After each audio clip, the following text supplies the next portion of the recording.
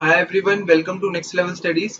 आज की वीडियो में आपको बताऊंगा कि डीयू जेट या आईपी मैट के एग्जाम आप कैसे अटेम्प्ट कर सकते हैं। What should be your strategy in the exam. ठीक है, स्टार्ट करते हैं। अब आपको एक चीज पता होगी कि डीयू जेट में आपके क्वेश्चंस जम्बल्ड अप आने आएंगे, क्योंकि 28 और 2019 में आपके क्वेश्चंस जो थे वो जम्बल्ड अप आए थे। इस पर्टिकुलर पेपर में अगर आप सोच के जा रहे हैं घर से कि मैं जी के पूरी अटेम्प्ट करूंगा पहले या क्यूए अटेम्प्ट करूंगा, आई थिंक वो वाली स्ट्रैटेजी में आपका टाइम थोड़ा सा वेस्ट होगा, क्योंकि क्वेश्चंस आपको सर्च करने में फिर उनको अटेम्प्ट करने में तो आपको थोड़ा सा टाइम का वेस्ट हो सकता है। जो मैं स्ट्रैटेजी आपको बता रहा हूँ, आप एक बार उसको देख लीजिए। और फिर अगर आपकी अभी तक कोई स्ट्रैटेजी नहीं थी, स्ट्रैटेजी को आप बिल्कुल फॉलो कर सकते हैं। स्टार्ट करते हैं सबसे पहले। एंड चैनल पे न्यू है तो चैनल को सब्सक्राइब कर लेना। एंड प्लेलिस्ट सेक्शन जरूर विजिट कर लेना, उस पर आपको प्रीवियस ईयर क्वेश्चन सारे मिल ड्यूजैट के सारे मिल जाएंगे। आईपीएम का भी लास्ट ईयर का मिल जाएगा। और 100 क्वेश्चन सीरीज भी मिल जाएगी हायर मैथ्स के लिए। वो बिल्कुल देख लेना जाके। स्टार्ट करते हैं। ये वाला आज मैं जो पेपर अटेम्प्ट कर रहा हूँ, ये 2019 का शिफ्ट 2 का पेपर है। ठीक है, ड्यूजैट 2019 का शिफ्ट 2 का पेपर अटेम्प्ट कर रहा हूँ एनटीए के प्लेटफॉर्म पे। ये वाला पेपर कैसे अटेम्प्ट करना है, आपको कहाँ पे जाना है, इसकी मैंने अलग से वीडियो बना रखी है। वो आप जाके देख सकते हैं। अब मैं आपको प्रोसीड करते हैं। ये पूरा मैं लास्ट ईयर का आपको कुछ क्वेश्चंस अटेम्प्ट करके दिखा दूंगा कि कैसे अटेम्प्ट करना है। ठीक है, ये आपका पेपर शुरू हो चुका है। यू कैन सी यहाँ पे। इसको फुल स्क्रीन कर लेते हैं। हाँ, ये पेपर आपका शुरू हो चुका है। टाइमर आप देख सकते हैं यहाँ पे शुरू हो चुका है। और ये आपके 100 क्वेश्चन है। सबसे पहले मैं आपको बताऊंगा, जब क्वेश्चन पेपर आपका स्टार्ट हो तो आपको दिमाग में क्या क्या चीजें रखनी है। सबसे पहले आपको क्वेश्चन को कैटेगरी वाइज करना है कि फर्स्ट कैटेगरी, सेकंड और थर्ड। ठीक है, ये कहीं लिखना नहीं है, ये चीजें आपको मैं बता रहा हूँ, आपको ध्यान में रखनी। फर्स्ट कैटेगरी का मीनिंग है कि 30 सेकेंड्स टू 1 मिनट में ये क्वेश्चन हमारा हो जाएगा। वो वाले क्वेश्चन फर्स्ट में आएंगे। सेकंड में आपके क्वेश्चन आएंगे जिनमें आपको 1 to 2 मिनट लग रहे हैं। और थर्ड में आएंगे जिनमें आपको 2 मिनट से ज्यादा लग रहे हैं, या फिर वो क्वेश्चन आपने पहली बार पढ़ा है, या फिर सॉल्व करने में ज्यादा टाइम लग रहा है, कैलकुलेशन इंटेंसिव क्वेश्चन है। उनको आपको थर्ड में रखना है। ये सब बेसिक चीजें होगी क्वेश्चन को कैटेगरी में रखने के लिए। और उसके बाद आपको यहाँ पे जो नीचे दिख रहे हैं, नीचे तीन ऑप्शन दिख रहे हैं, save and next, clear, save and mark for review और mark for review and next. इन सब में से आई वुड सजेस्ट कि ये जो ऑप्शन है save and mark for review, ये वाला ऑप्शन आप यूज ना करें। क्यों? क्योंकि इसमें लिखा हुआ है कि अगर आप save and mark for review करते हैं, answer and mark for review will be considered for evaluation. यानी कि आपने अगर कोई क्वेश्चन मार्क कर दिया सपोजिटली, और वो आप बाद में आप चेंज करना भूल गए, वो आंसर आपका एज इट इज चला जाएगा, चाहे आपने मार्क फॉर रिव्यू करा हुआ है उसको लेकिन उसका आंसर जो भी आपने ऑप्शन 2 ऑप्शन 3 जो भी मार्क करा है, वो आंसर वहां पे एज इट इज सेव हो जाएगा। वो चीज आपको अगर लास्ट में याद नहीं रही, वो आप इसमें लॉस में चले जाएंगे। ये वाला मत करिएगा। बाकी मैं आपको बता देता हूँ कि पेपर में प्रोसीड कैसे करना है। मैं कुछ क्वेश्चंस डिस्कस करके बता देता हूँ कि आपको फर्स्ट राउंड कैसे करना है, मतलब फर्स्ट राउंड के सारे क्वेश्चन आपको कैसे देखें। स्टार्ट करते हैं। सबसे पहले जैसे देखिए फर्स्ट क्वेश्चन है हमारे पास। फर्स्ट क्वेश्चन आपको एलआर का दिख रहा है, और एलआर वाला कंडीशंस वाला दिख रहा है काफी सारी। इसमें पूछा which pair of letters is adjacent to be. आप देखोगे कि ये क्वेश्चन फर्स्ट कैटेगरी का तो नहीं है, 30 सेकेंड्स टू 1 मिनट में होने वाला कम है। उसका मीनिंग है ये सेकंड या थर्ड का है। और शुरुआत में मैं सिर्फ फर्स्ट कैटेगरी पे फोकस कर रहा हूँ। मैं क्या करूंगा, उसको सेकंड में रखने के लिए मैं mark for review and next कर दूंगा। अगर मुझे थर्ड में रखना होता कि ये बहुत मुश्किल है, तो मैं सिर्फ नेक्स्ट करता तो ये रेड में मार्क हो जाता, अभी ये पर्पल में हुआ है। अगर सिर्फ नेक्स्ट पे करता तो ये रेड में हो जाता। सेकंड क्वेश्चन है, ये भी एलआर का है आपका। इसमें आपको देखना है कि इसमें आपको कोडिंग का क्वेश्चन है ये। कोडिंग का क्वेश्चन है, इसमें आपको चार स्टेटमेंट्स दे रखी है और आपसे पूछा है एग्जैक्ट कोड ऑफ यू का निकालना है। कौन कौन सी स्टेटमेंट्स आप बता सकते हैं। ये वाला क्वेश्चन अगर आप देखेंगे, यू आपको दिखेगा फर्स्ट में दिखेगा और थर्ड में दिखेगा। यानी कि फर्स्ट और थर्ड से निकल जाएगा। और कोई यू आर वेरी इंटेलिजेंट और थर्ड में आर वेरी इंटेलिजेंट रिपीट नहीं हो रहा है, यानी कि यू का कोड सेफली हम कह सकते हैं फर्स्ट और थर्ड से निकल जाएगा। ये वाला क्वेश्चन फर्स्ट कैटेगरी में हो जाएगा। आंसर आप मार्क करके आगे बढ़ सकते हैं, सेव एंड नेक्स्ट कर सकते हैं। सिमिलरली थर्ड क्वेश्चन आए। अब जितने भी जीके के क्वेश्चन आएंगे, आई वुड रिकमेंड कि जीके के क्वेश्चंस को फर्स्ट कैटेगरी में रखें, क्योंकि जीके के क्वेश्चंस ऐसे होते हैं, या तो आपने उनको करा हुआ है सॉल्व या फिर नहीं करा हुआ है। ठीक है, मतलब आपने उनको पढ़ा हुआ है या फिर नहीं पढ़ा हुआ, ये चीजें होती हैं। जीके के क्वेश्चंस को भी ज्यादा सोचने का आपको जरूरत नहीं है। अगर आता है तो बहुत अच्छी बात है, टिक करो, नहीं आता तो फिर आप उसको सीधा थर्ड कैटेगरी में डाल दो, सेकंड कैटेगरी में मत डालो। थर्ड कैटेगरी में इसलिए डालो ताकि हम उनको बिल्कुल लास्ट में आना। सो ये वाला क्वेश्चन मैं मान लेता हूँ थर्ड कैटेगरी में डाल रहा हूँ, मुझे इसका आंसर नहीं पता है, सो मैं सिर्फ नेक्स्ट पे क्लिक कर दूंगा। अब ये देखो थर्ड पे ये हो गया। सो अब आपने देखा फर्स्ट कैटेगरी, जो आप अब पहले तीन क्वेश्चन देखो, पहला क्वेश्चन था जो सेकंड कैटेगरी का, मुझे इस पे बाद में आना है। सेकंड क्वेश्चन उस कैटेगरी का है जो मैं कर चुका हूँ, मतलब ये फर्स्ट कैटेगरी का था। थर्ड थर्ड रेड में इसका मीनिंग है कि इस पे मैं सबसे लास्ट में आऊंगा, या फिर ये मुझसे होने नहीं वाला है, सो इसलिए उसको इस पे कर दिया। अब फोर्थ क्वेश्चन पर आए। फोर्थ में आपको अगेन अगेन आपको सिंबल, ये सिंबल बेस्ड है। इसमें आपको मतलब सर्कल्स सर्कल्स कुछ रिप्रेजेंट कर रहे हैं, ट्राइंगल्स आपको कुछ रिप्रेजेंट कर रहे हैं, हेक्सागन आपका इंडोर गेम्स कर रहा है। सो आपको बताना है indoor games at national level. So ये ऑब्जर्वेशन का खेल है, इसमें बस आपको देखना है कहाँ पे इंटरसेक्शन हो रही है। सो ये क्वेश्चन भी हो जाएगा आपसे। सो इसको भी कौन सी कैटेगरी में डाल सकते हो, कोई भी ऑप्शन जो सही आंसर होगा उसको मार्क करके सेव एंड नेक्स्ट में डालो। सिमिलरली ये अगेन आया तो इसमें देख लेना, ये वैसे ही क्वेश्चन है, सेकंड क्वेश्चन की तरह ही है। तो सेकंड क्वेश्चन की तरह है, तो इसमें जो भी आंसर निकलेगा सो उसको मार्क करके नेक्स्ट पे बढ़ सकते हो आप।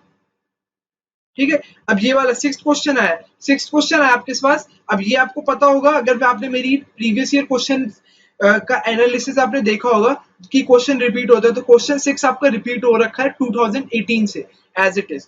तो अगर आपने 2018 का पेपर अच्छे से करा हुआ होगा, स्टडी करा हुआ होगा, तो ये क्वेश्चन आप देखते ही मार्क करेंगे। 10 मीटर्स है तो आंसर 10 मीटर्स ही होगा। सो इसका ऑप्शन 2 होगा और इसमें सोचना भी नहीं आपको। अब ये question as it is repeat होते हैं, सिंस मैंने अपने चैनल पे 2012 से लेकर 2019 तक के सारे क्वेश्चन पेपर्स डिस्कस करवा रखे हैं। ठीक है, सारे प्रीवियस ईयर पेपर मैंने यहाँ डिस्कस करवा रखे हैं, तो मैंने खुद ऑब्जर्व किया कि काफी चीजें रिपीट होती हैं, एज इट इज उठ के रिपीट होती है। सो आपको इन चीजों का ध्यान रखना है कि अगर आप लोग कर सकते हैं, वो सारी वीडियोस देख सकते हैं तो बिल्कुल देख लीजिए, क्योंकि क्या पता है कि कोई भी क्वेश्चन ऐसे ही उठ के आ जाए। मैंने खुद देखा है कि ग्राफ के क्वेश्चन है, कुछ फंक्शन के क्वेश्चन है, उनमें बस फिगर्स या वैल्यूज चेंज कर दिए और डी उनको रिपीट कर रहा है ईयर ऑन ईयर। सो इसलिए मैंने सारे प्रीवियस ईयर की प्लेलिस्ट बना रखी है, उसको आप जाके देख लीजिए। सो अब बात करते हैं, ये वाला क्वेश्चन हो गया हमारा। अब नेक्स्ट पे चलते हैं। ये तो हमारा सेव एंड नेक्स्ट करेंगे क्योंकि ये पता है। अब जैसे ये वाला क्वेश्चन आ गया, अब इसमें ए इज हस्बैंड ऑफ बी। सो इसमें आपको थोड़े से डायग्राम बनाना, मतलब आपको ब्लड रिलेशन का क्वेश्चन है, आपको थोड़ा सा टाइम लगेगा। सो ये 30 सेकेंड्स टू 1 मिनट में होने वाला कम है, मतलब काफी से हो भी जाएगा, लेकिन to be on safer side अभी मेरे को फर्स्ट कैटेगरी पे ध्यान देना है। सो मैं इसको सेकंड में डालूंगा और इसको करूंगा मार्क फॉर इवन नेक्स्ट। अब ये आया सिलोजिज्म का क्वेश्चन आया। सिलोजिज्म का क्वेश्चन तो बिल्कुल करना है, पहली कैटेगरी में रखना है इसको। तो जो भी आंसर आप निकालेंगे 30 सेकेंड्स टू 1 मिनट में करके रैंडमली जो भी आंसर होगा उसको मार्क करके सेव एंड नेक्स्ट करिए। अब ये आया, ये वाला आपका क्या है, पैराजंबल है आपका। सो पैराजंबल है तो पैराजंबल में देख लीजिए, अगर आप कंफर्टेबल है, सो ये पर्सन टू पर्सन डिपेंड करेगा। अगर पैराजंबल में आप कंफर्टेबल है तो उसको सेकंड कैटेगरी में डालिए। कुछ लोगों को पैराजंबल उनकी स्ट्रेंथ होते हैं, जो अच्छी रीडिंग करते हैं, सो उनके लिए मैं कहूंगा कि पैराजंबल आ रहा है, ये वैसे इजी लग रहा है, सो उसको अटेम्प्ट कर लेना। या फिर अगर थोड़ा लगता है कि बाद में आएंगे, सो मार्क फॉर इवेंट नेक्स्ट कर दो। सिमिलरली ये भी पैराजंबल है, इसको भी बाद में देख लेना। अब ये आ गया, ये जीके का क्वेश्चन है। अब ये बिल्कुल करंट अफेयर आया था, ये जून 2019 का क्वेश्चन है। पेपर आपका भी जुलाई में हुआ था लास्ट ईयर, सो एक महीने पहले का ये आपका करंट अफेयर है। सो इसका मीनिंग है ये वाला करंट अफेयर तो एक्सपेक्ट करा जाता है आपसे कि ये 11th क्वेश्चन वाला आंसर सबको पता होना चाहिए। सो इसका जो भी आंसर होगा, मान लीजिए ऑप्शन 2 है, मेरे को नहीं पता एग्जैक्ट, सो वो करके सेव एंड नेक्स्ट करिए। सिमिलरली इंटरनेशनल योगा डे सबको पता होना चाहिए, जून 21 होता है। बहुत सिंपल चीज है ये। तो ये भी फर्स्ट कैटेगरी का बन गया ऐसे हमारा। सो ऐसे आप देखते रहिए। अब मैं आपको कोई, ये तो जीके क्वेश्चन आ रहे हैं, मैं आगे चलता हूँ थोड़ा। जैसे ये है आपका, इसमें भी आपको साइन वाइन चेंज करने हैं। सो ये फर्स्ट कैटेगरी में थोड़ा सी दिक्कत हो जाती है, सो उसको भी सेकंड कैटेगरी में बिल्कुल रख सकते हो, क्योंकि ये वाला क्वेश्चन शायद कुछ कुछ लोगों को साइन वाइन चेंज करने में दिक्कत आए, सो उसको सेकंड में रख सकते हो, मार्क फॉर इवेंट नेक्स्ट कर देना। यहाँ पे ये जीके चल रही है, मैथ्स बाद में होगी शायद इसमें।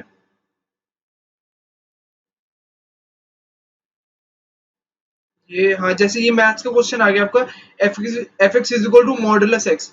मॉडुलस एक्स कैसा फंक्शन होता है ना? सो वो बताना है आपको। सो ये कुछ क्वेश्चन है, जैसे अगर मॉडुलस एक्स आपको पता है, सो ये क्वेश्चन देखते टिक करने वाला है। ठीक है, टिक करने वाला है, आपको बेसिक ग्राफ की नॉलेज है तो ये टिक कर दोगे एकदम। सो ये क्वेश्चन कुछ बच्चों के लिए फर्स्ट कैटेगरी में होगा, सो वो आंसर कर देंगे इसको। अब ये सिंगुलर वाला है, ये वाला फर्स्ट में बिल्कुल मत डालना, ये वाला क्वेश्चन फर्स्ट में बिल्कुल मत डालना, इसमें थोड़ी सी कैलकुलेशन रहेगी, तो इसको सेकंड में डालना, मार्क फॉर यूर नेक्स्ट कर देना। अब ये वाला क्वेश्चन है, इसमें आपको पता चल रहा है कि यहाँ से आपका रिपीट हो रहा है, ये वाला पैटर्न जो है आपका रिपीट हो रहा है यहाँ के बाद। सो इस वाले क्वेश्चन को क्या कर सकते हो, इस वाले क्वेश्चन को भी बाद में सेकंड में डाल सकते हो, ये कैलकुलेशन थोड़ी फास्ट है तो फर्स्ट में कर देना। ठीक है, तो ये पूरा आपको मैंने बता दिया बेसिक स्ट्रक्चर कि कैसे आप पेपर अटेम्प्ट कर सकते हैं। 24 क्वेश्चंस मैंने अभी तक कवर कर लिए हैं। एक और क्वेश्चन देख लेता हूँ, जैसे ये इंटीग्रेशन का क्वेश्चन है, इंटीग्रेशन का इजी वैरायटी का क्वेश्चन लग रहा है आपको बिल्कुल। 3x² की इंटीग्रेशन के एक्स क्यूब होती है, 2x x² होता है, के की इंटीग्रेशन के एक्स होगी, बस लिमिट 1 to 0 पुट करनी है। सो ये फर्स्ट कैटेगरी का क्वेश्चन होगा, क्योंकि ज्यादा इसमें मेहनत करनी नहीं है। तो जो भी आंसर आएगा, मान लो 2 आता है, 2 करके 7 नेक्स्ट करना। तो ये चीज आपको ध्यान में रखनी है कि कैसे क्वेश्चन अटेम्प्ट कर रहे हैं। अब आप अगर क्वेश्चन पैलेट में जाओगे तो अब आपको सारे अच्छे कलर्स दिख रहे हैं, मतलब आपको कलरफुल दिख रहा है अपना क्वेश्चन पैलेट, कि जो भी आपके सिर्फ ब्लू में मार्क्ड है, पर्पल में मार्क्ड है, वो सारे आपके सेकंड कैटेगरी के क्वेश्चंस हैं। जो भी आपके ग्रीन में मार्क्ड है, वो सारे आपके फर्स्ट कैटेगरी के क्वेश्चंस हैं। सिमिलरली जो भी आपके रेड में मार्क्ड है, वो या तो ऐसे क्वेश्चन है जो आपको आते नहीं है, या फिर ऐसे क्वेश्चन है जिन पे आपको टाइम लगाना है। सो सारे जब आप ऐसे ग्रीन मार्क कर लेंगे, आपके 100 क्वेश्चन है, ठीक है, 100 क्वेश्चन है आपके। जब आप सारे क्वेश्चन ऐसे मार्क कर लेंगे, सो आई एम 100% श्योर कि जब आप सारे क्वेश्चंस कर लेंगे, सो 100 में से अगर आपका एप्टीट्यूड इतना अच्छा लेवल का है भी नहीं, सो आई कुड गारंटी कि 35 क्वेश्चंस तो मिनिमम, ये मैंने वर्स्ट केस सिनेरियो लिया है, मिनिमम 35 क्वेश्चंस तो आप चूज कर ही लेंगे जो आपके ग्रीन मार्क्ड होंगे। ठीक है, ग्रीन मार्क्ड होंगे या फिर फर्स्ट कैटेगरी के होंगे, या फिर आप जीके प्लस, इसमें जीके भी इंक्लूडेड है कि आप जीके वो वाले क्वेश्चंस करके छोड़ चुके होंगे। तो 35 क्वेश्चंस आपके अटेम्प्ट हो चुके होंगे अगर आप इस पूरे एनालिसिस से करेंगे। उसके बाद बात आएगी, आपको आपको सारे पर्पल वालों पे जाना है। ठीक है, पर्पल वालों पे आप सीधा, फिर जब यहाँ तक आप पूरा एंड तक आ जाएंगे, उसके बाद आप सिर्फ पर्पल वालों पे क्लिक करिए।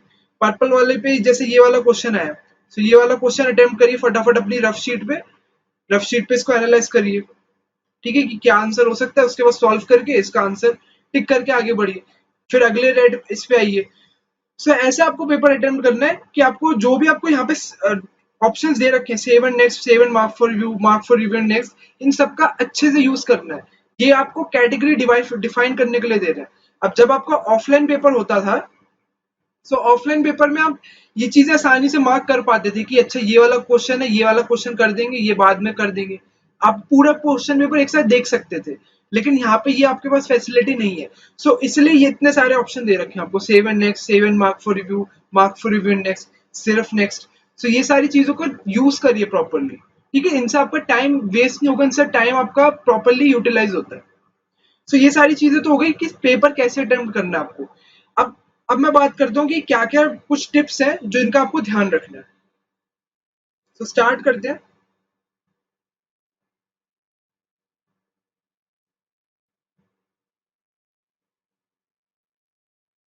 तो गाइस सबसे पहले आपको इंश्योर करना है कि अगर आप जो मेरे तरीके से कर रहे हैं, सो उससे, या फिर आपकी कोई और अपनी भी स्ट्रैटेजी हो, सो आपको इंश्योर करना है टू रीड ऑल क्वेश्चंस। ठीक है, ensure to read all questions. इससे क्या होगा, अगर आप मेरी टेक्निक से चलेंगे, तो आप सारे क्वेश्चंस पे एक बार जा पाएंगे। ठीक है, सारे क्वेश्चंस आपने एक बार विजिट कर लिए होंगे, आपने पूरा क्वेश्चन पैलेट आपका पूरा कलरफुल हो चुका होगा, सारा रेड ग्रीन पर्पल सब कुछ हो चुका होगा। इसलिए आप अगर इस तरीके से चलेंगे तो सारे क्वेश्चंस आप देख पाएंगे। क्योंकि बहुत बार होता है, अगर हम एक एक क्वेश्चन पे बहुत ज्यादा टाइम वेस्ट कर रहे हैं, तो उससे हम लास्ट क्वेश्चन तक नहीं पहुंच पाते, और हमें पेपर के बाद पता चलता है कि यार ये वाला क्वेश्चन इतना इजी था और इसमें इस पे टाइम नहीं दे पाया। सो ये चीज करनी है। उसके बाद आपको किसी भी क्वेश्चन पे बहुत ज्यादा टाइम वेस्ट नहीं करना है। Don't waste too much time on any question. ठीक है, इसका रीजन क्या है कि कई बार आपके कुछ टॉपिक्स होते हैं, मान लीजिए आपने हायर मैथ्स में कोई ना कोई कैलकुलस आपने बहुत अच्छे से प्रिपेयर करा हुआ है और उसका कोई भी क्वेश्चन आ गया, इंटीग्रेशन से कोई क्वेश्चन आ गया, आपने उस पर सोचा कि यार इंटीग्रेशन का अगर जो भी क्वेश्चन आएगा ना, इंटीग्रेशन का क्वेश्चन तो मैं करके ही आऊंगा, उसके बिना मैं मतलब मुझे अच्छा नहीं लगेगा, मैंने बहुत मेहनत करी इंटीग्रेशन पे, मैंने 10 डेज इंटीग्रेशन पे लगाए हैं, सो इसका क्वेश्चन करके ही आना है। सो हो सकता है इसका क्वेश्चन इतना डिफिकल्ट आ जाए कि कोई अटेम्प्ट ना कर पाए और आपने उस क्वेश्चन पे 5 मिनट वेस्ट कर दिए, सो ये आप बहुत बड़ा ब्लंडर करेंगे। सो आप इसलिए इसलिए मैं कहूंगा कि कोई भी क्वेश्चन है, आपको दिमाग में आपको रखना है कि किसी भी क्वेश्चन पे मुझे 1 मिनट 2 मिनट से ज्यादा वेस्ट नहीं करना है। अगर मैं पहली कैटेगरी के में उसको रखना चाहता हूँ तो 30 सेकेंड्स के अंदर मुझे पता चल जाना चाहिए कि ये कौन सी कैटेगरी का क्वेश्चन है, फर्स्ट का है, सेकंड का है या थर्ड का है। ठीक है, ये आपको आइडेंटिफाई करना पड़ेगा। उसके बाद जो तीसरा पॉइंट है वो ये है कि डीयू के पेपर में या फिर कोई भी डीयू में पर्टिकुलरली क्या होता है, आपके रॉन्ग क्वेश्चंस की परंपरा चलती हुई आ रही है, यानी कि हर शिफ्ट में या हर क्वेश्चन पेपर में आपको एक क्वेश्चन रॉन्ग मिल ही जाएगा। सो अगर आप शॉर्ट है कि आपने आंसर सही निकाला है लेकिन वो ऑप्शंस में ही नहीं है, सो उस पर पैनिक नहीं करना है। ठीक है, क्योंकि ये केस बिल्कुल आ सकता है आपके सामने, आंसर आपने अच्छे से निकाला, ऑप्शंस में नहीं है, या फिर क्वेश्चन आपको लगे कि क्वेश्चन में कुछ मिसिंग है, क्वेश्चन में कुछ ऐड करके आपको लग रहा है कि आंसर आ जाएगा, सो वो आप करके आंसर निकाल के उसको टिक कर दीजिए, उस पर टाइम मत वेस्ट करिए। ठीक है, क्योंकि गलत क्वेश्चन का क्या होगा, गलत क्वेश्चन की दो पॉसिबिलिटीज होती है, जनरली यही होता है कि वो सबके लिए वैल्यूएट नहीं होता, यानी कि एक क्वेश्चन गलत है तो सबके लिए पेपर 99 क्वेश्चन में से वैल्यूएट होगा, या फिर everyone will get +4 for that question. So दो पॉसिबिलिटीज होती हैं, तो सबको मार्क्स मिलेंगे या सबके लिए वो क्वेश्चन ही नहीं वैल्यूएट होगा। सो ये चीज है। सो गाइस लास्ट टिप क्या रहेगी, ये थोड़ी एलआर स्पेसिफिक टिप रहेगी आप लोगों के लिए। सो इसके लिए आप क्या कर सकते हैं, अगर आपके पास कोडिंग या डिकोडिंग के क्वेश्चंस आएंगे, सो ये चीज आपके लिए बहुत हेल्पफुल रहेगी। सो आपको क्या करना है, जो आपको रफ शीट मिलेगी, सो रफ शीट में पेपर शुरू होने से पहले आप क्या कर सकते हैं, उसमें कुछ चीजें अपनी कन्वीनियंस के लिए लिख सकते हैं, लेटर्स और उनकी नंबरिंग लिख सकते हैं, अल्फाबेट्स और उनकी नंबरिंग लिख लेंगे। जैसे कैसे करना है आपको, अगर आप पता ही चीज तो बहुत अच्छी बात है, काफी लोगों को शायद पता भी होगी, जिनको नहीं पता उनके लिए मैं बता रहा हूँ। आप क्या कर सकते हैं, A B C D ऐसे लेटर्स आप लिख सकते हैं M तक, और यहाँ पे फिर NOP, ऐसे आप एक के नीचे एक लेटर लिखना है आपको, लास्ट आपका यहाँ पे XYZ आएगा, और फिर A के ऊपर 1, यहाँ 2, यहाँ 3, M के ऊपर 13 लिखना है, यहाँ 14, यहाँ 15, और लास्ट में यहाँ 25 और ये 26। ठीक है, एक के नीचे एक लेटर लिखना है। इसका यूज क्या है, अगर आपको क्वेश्चन कोडिंग का आया और आपको सी का कोड 24 दे रखा है, ठीक है, तो आपको पता है कि सी का कोड 24 कैसे आया, क्योंकि इसका मीनिंग है कि सी जो है, अगर हम लास्ट से शुरू करते हैं तो सी 24th लेटर बनता है। सिमिलरली एन का कोड 14 तब है जब हम शुरुआत, अगर हम लेफ्ट से देख रहे हैं, लेकिन अगर एन हम लास्ट से शुरू करते हैं तो एन का कोड 13 है। ठीक है, सो ये सारी चीजें हैं जो आपको ध्यान में रखनी है। सो आपको अगर कोई भी ऐसा नंबर है या फिर आपको दे रखा है कि डी जो है 4th लेटर है बिगनिंग से, सो लास्ट लेटर कौन सा बिगनिंग से, वो आप एकदम बता सकते हैं, डब्ल्यू होगा, ये टेबल देख के। सो ये वाली जो टेबल है, ठीक है, ये वाली टेबल जो है मैं येलो से मार्क कर रहा हूँ, ये वाली टेबल बहुत जरूरी है। अगर आप बना लेते हैं इसको तो थोड़ा सा टाइम आपका सेव हो जाता है, और कुछ नहीं। नहीं तो यही चीजें कैलकुलेट करने में आपको थोड़ा सा टाइम लग जाता है। ये चीज एलआर के लिए काफी यूजफुल रहती है। सो आई होप आपको वीडियो काफी पसंद आई होगी, काफी अच्छी अच्छी टिप्स मैंने शेयर करी है। सबसे पहले मैंने आपको बताया कि स्ट्रैटेजी क्या रहनी चाहिए, क्वेश्चंस को आपको कैटेगरी में डिवाइड करना है, उसके बाद आपको सारे क्वेश्चंस रीड करने हैं। अगर आप ये वाली मेरी वाला मेथड फॉलो करते हैं तो सारे क्वेश्चंस आपके ऑटोमेटिकली रीड हो ही जाएंगे। और आपको सबसे बड़ी बात, किसी भी क्वेश्चन पे ज्यादा टाइम वेस्ट नहीं करना है, चाहे आप थर्ड कैटेगरी पे पहुंच चुके हैं, फर्स्ट और सेकंड आपने पूरी कर दी है, जैसे आप थर्ड कैटेगरी में पहुंचेंगे तब आपके पास ये चीज होगी, और उसमें आपको टाइम वेस्ट नहीं करना है, ईगो पे नहीं लेनी चीजें, और रॉन्ग क्वेश्चंस पे भी आपको आइडेंटिफाई करके फटाफट मूव करना, और ये चीज आईएलआर वाली टिप है आपके पास। So this was it in the strategy video. I hope आपको पसंद आई होगी, एंड चैनल पे नहीं हो तो चैनल को सब्सक्राइब कर लेना एंड प्लेलिस्ट सेक्शन विजिट कर लेना, and I wish you best of luck for DU JAT as well as for IP।